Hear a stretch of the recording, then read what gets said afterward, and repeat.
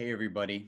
Just wanted to drop in today and talk about something that I know that I struggle with quite frequently, and that is the feelings of being overwhelmed and especially feeling frustrated. As I go through the day, I'm frustrated, I'm irritable. There's things that just kind of trigger me, and I sat down with my coach and we just kind of we were working through some of that, trying to figure out why is it that I'm so reactionary? Why is it that I'm so triggered? Why can I not like keep this calm? Why can I not keep this mindset of abundance? Like, why am I always overwhelmed? And I don't think it's overwhelmed. It's, for me, it's just primarily just being frustrated. And I think, as you try to spin different kinds of plates. So, like our essential oil business, and then I got my media company, and I also do consulting in the maritime industry. It's just quite a bit. And you add on kids to the mix and family and activities and things like that, and it tends to be quite a bit of stuff. And when you're in reaction mode, that leads to the feelings of frustration, that leads to irritability. And so today we just really examined that, and I want to really examine that, and I want to put light on that with for you guys, so that you guys can examine yourselves. For me, primarily, it's it stems from just, again, doing too much. And it's like I don't have the bandwidth to be able to manage all the things that are happening, right? I'm just kind of not doing everything well, because the analogy would be like having a web browser, or like your inbox. So if you use the analogy of the web browser, have you ever felt like just overwhelmed when you go to your web browser and you've got all these tabs just opened? So many tabs, so many different things to look at, so many things that you wanted to look at. So you have all these tabs, and it tends to slow things down. It tends to reduce your productivity, because you just kind of don't know where to start. Or you have like your traditional to-do list, and you've got just thing after thing after thing after thing listed out, and you haven't been able to check off the boxes. And when you look at that list, it's just so defeating. So it kind of sets the tone for your day, sets the tone for your month. I would say it even sets the tone for your year, if you're doing those kinds of New Year's resolutions where you're overcommitting and you're doing committing to too many resolutions, and that becomes overwhelming, or the goals or the bar is too high and you can't achieve them. And the inbox is another great example of just a big cause of frustration and irritability. And that's that when you look at your inbox and you've got the little symbol with the circle, and you've got 4,000 emails, spam, some important, some things you need to file away for taxes. Some things are not so important. You need to unsubscribe. Like, that's just overwhelming. So I find myself in that. I obviously try to achieve inbox zero. My goal is always zero, to stay on top of things, stay on top of taxes, stay on top of like family stuff. Although I do not do a good job of that, and it's because I was missing an ingredient. It's something that I used to do really well, especially when I was working in the corporate world. I had a regular routine. I had a schedule. I had places to be at certain times. I had deadlines. I had pressure. I had all these things that were driving me to perform, to produce, to put out, to have good outputs. And now that's changed for me, and I've struggled with transitioning to manage that myself, because I have so much more freedom. So one of the things that I had that served me so well is I had a fairly solid morning routine. I think I could speak for Abby, and she has a solid routine, and it gets thrown off because we tend to work later now, and it's harder to get up. So the thing that I propose to you guys today, the thing that I submit to you guys to examine, to really think about, to ask yourself the question, like, am I setting the intention for the day? Am I giving my time? Am I creating space for me to really like prepare myself, to really just kind of ready myself for the day. Am I really thinking about what's the goal for the day? What's the intention? What am I trying to achieve?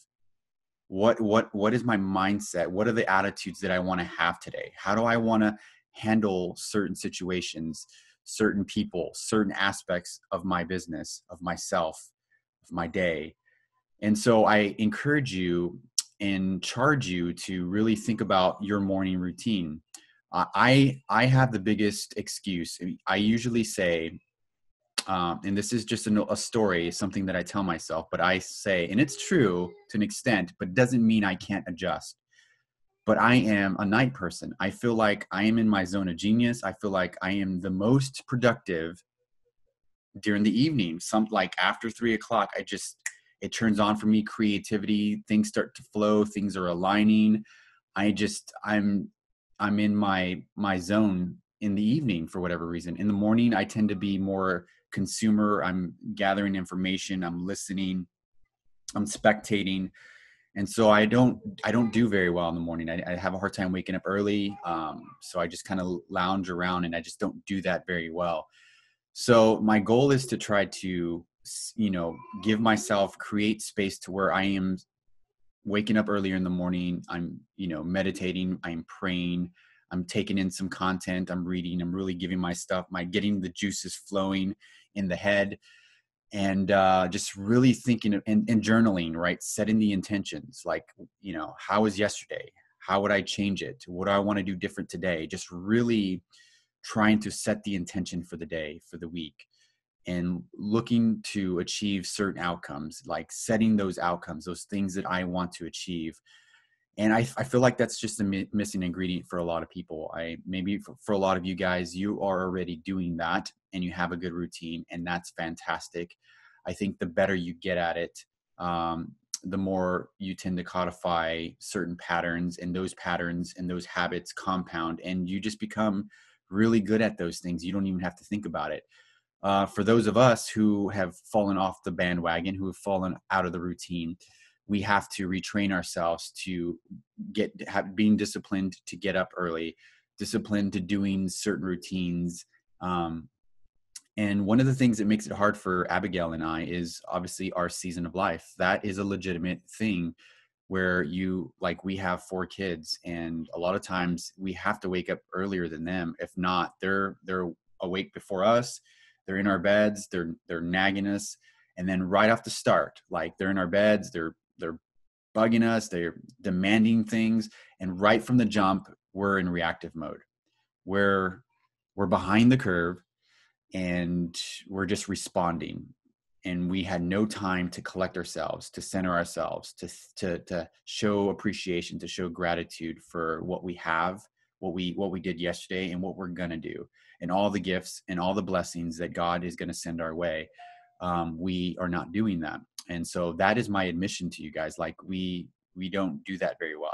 Especially me, I don't do that very well. And that's something that I want to change. And it's something that I've done well in the past, and something that I know will certainly help you guys. So again, like, getting up in the morning, having quiet time, having that cup of coffee or that cup of tea, really meditating or praying, getting into the word or reading your book or listening to a podcast, something that's going to motivate you, something that's going to get the creative juices going, and journaling.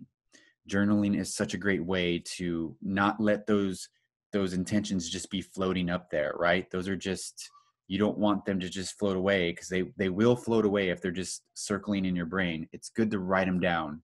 It's good to think about it. It's good to envision that, to see it, see how your day is going to go. Design your day. That's essentially what you're doing when you wake up earlier, and you really create that space to design your day, to increase your productivity, to examine what you didn't do well, and really think about how you can do it better, and how you can better yourself, and how you can grow.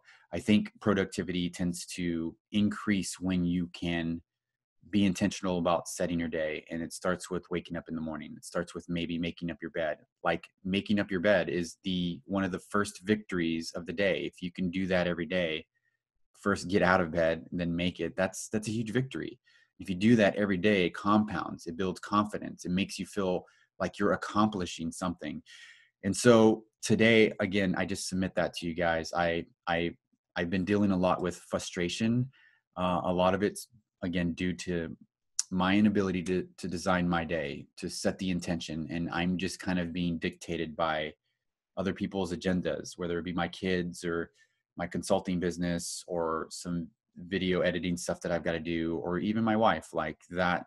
I'm not intentional about that. So with that, I wanted to just encourage you guys and just remind you that, remember what your goals are. Remember what your vision and your dream is. What are you trying to achieve in the next year? What are you trying to achieve in the next 5 years? Like whatever you set out to do at the beginning of the year, whether you set a resolution or you set just a year goal or a 5-year goal or vision or dream, whatever that is that you're doing, make sure that you have that in front of you, that you're looking at it every day, every day. And what does it look like if I don't do the things that are going to get me closer to that? Does everything stay the same? Does it get worse? Right? If I don't get better at this, and if I don't move closer to my goal, what's the worst that's going to happen? And you can get to the place where you're assuming, like, if I was doing everything that I should be doing, whether that's making calls, whether that's setting the intention, whether that's like going out and meeting people, whether that's training my team, whether that's engaging people, if I were doing all those things, what would that look like? What would it look like if I was already at my goal, at my dream?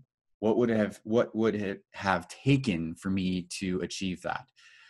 So it's a great exercise to get yourself like thinking, like, if I don't do the actions, what does it look like? If I am doing it, what does it look like if I am that person and I am doing those things? What does that feel like? Like every day I'm talking to 5 people. Every day I'm setting the intentions and I'm meditating and I'm praying and I'm reading the word and I'm getting into my stuff and I'm connecting with people and I'm building my community. I'm nourishing my community.